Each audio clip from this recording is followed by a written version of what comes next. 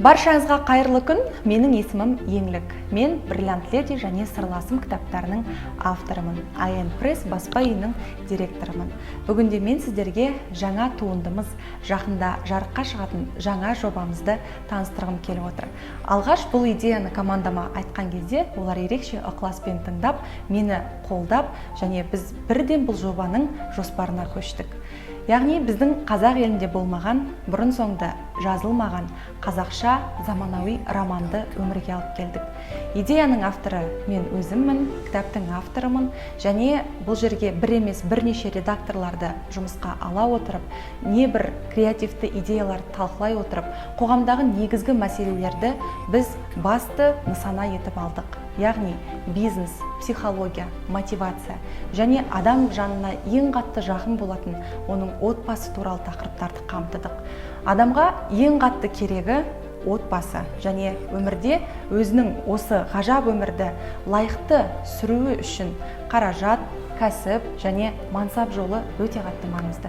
Сондықтан ер мен әйелдің қарым-қатынасын саралай отырып, екеуінің өзара қарама қайшы немесе үнемі жадынан шығатын түрлі ойлары, өздеріне беріп отыратын ақыл кеңестері және ер мен әйелдің ойлау деңгейін салыстыра отырып, бұл романды жарыққа шығардық.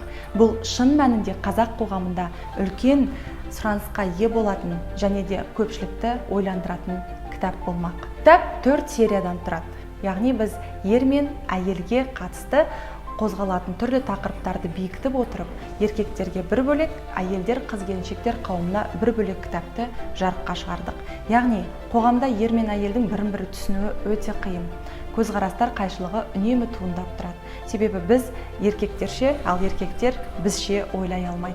Ал екеуі бір-бірін түсініп, бір толқынға, бір арнада тоғысу үшін, тағдырларын тәтті сезімге байлап, және мына өмірде ғажап өмір сүру үшін біз осы туындыны жарыққа шығардық.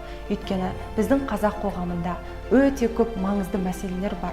Оның ішінде отбасы және отбасыдағы түсінушілік, ер мен әйелдің өзара бір-біріне жасалатын қарым-қатынасы ерекше тілге тиек етілді. Сондықтан, құрметті оқырмандар, кітап сүйер қауым, қуана беріңіздер.